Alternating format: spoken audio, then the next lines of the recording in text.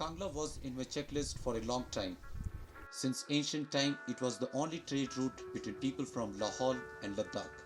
And more recently, adventure junkies have been frequenting this trek for simply the changing sceneries from lush green flat meadows to a challenging moraine patch and walk on the Myar Glacier, followed by the dry and arid valley of Janskar.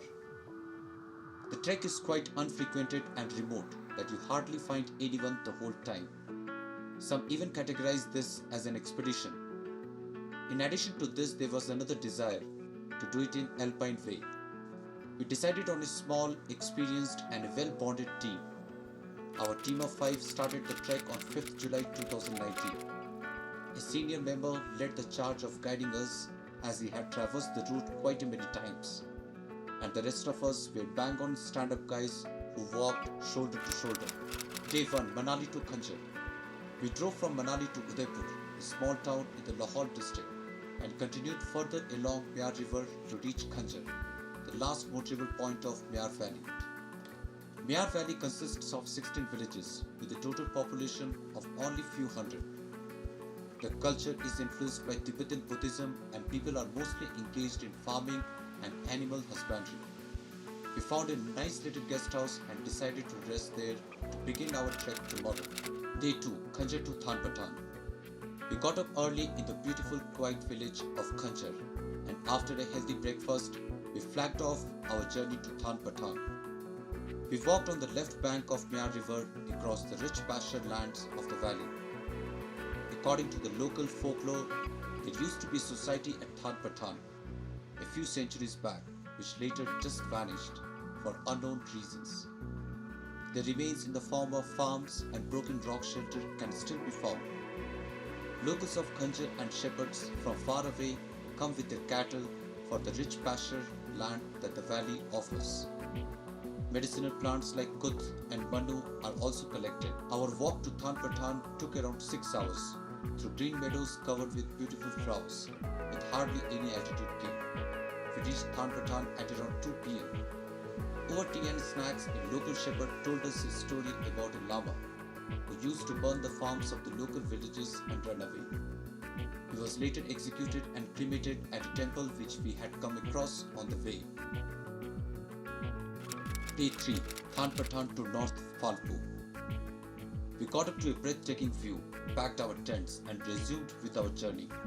Today we aimed at reaching North Phalpu, skipping a campsite in between. The trek continued on the left bank of Myar River across grassy meadow with a gentle climb.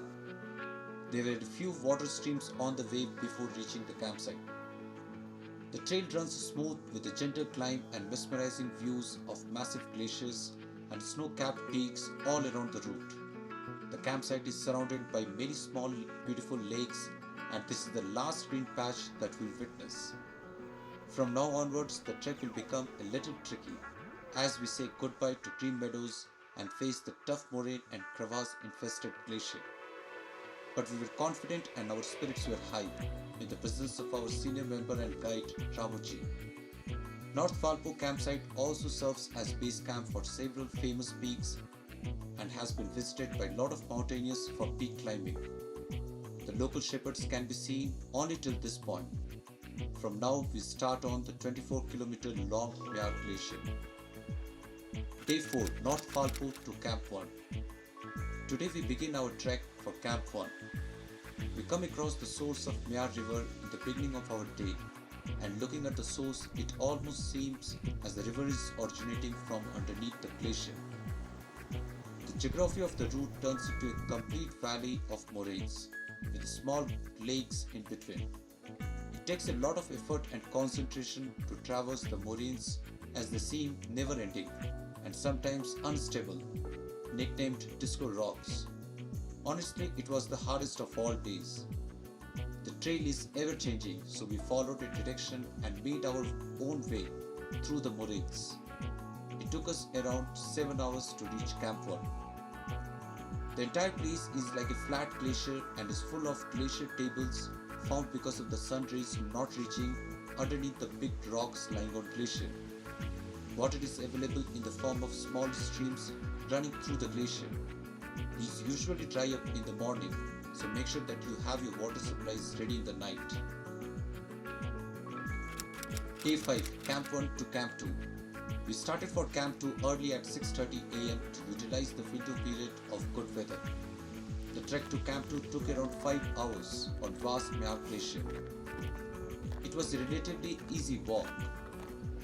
Although there are crevasses on the extreme left and right side of the route, we did not witness any as we walked through the center. However, being roped up is good to avoid any risk. We reached Camp 2 around 1 pm. The camp for second day in a row was set up on snow. Water sources are available in September in the form of streams, but not in June. The night at both Camp 1 and Camp 2 were very cold. Waterproof sleeping mats and sleeping bags are very important. Day 6. Camp 2 to camp on the bank of Tema River via Kangla. The night at Camp 2 was very cold because of bad weather. Weather at this altitude is very unpredictable and there are always chances of sudden snowfall anytime. We had decided to start at 3 am, but due to bad weather conditions we started late at 6. The trek involved an easy walk for 3 hours on glacier covered with snow. One should start early at around 4 am to minimize the effort of walking on snow once the sun is out. The last patch before the pass involves an hour and a half of steep climb, which got even more strenuous because of the overhead sun. We finally summited Kangla and rejoiced. This pass is the entry to Janskar and offers some of the most amazing views of both the valleys. The route is historically important for trading as it connects the Lahore and Janskar valleys. The descent is gradual but full of crevasses and members should be absolutely roped while doing it. However, since we are due in the month of July, we found most of the crevasses closed.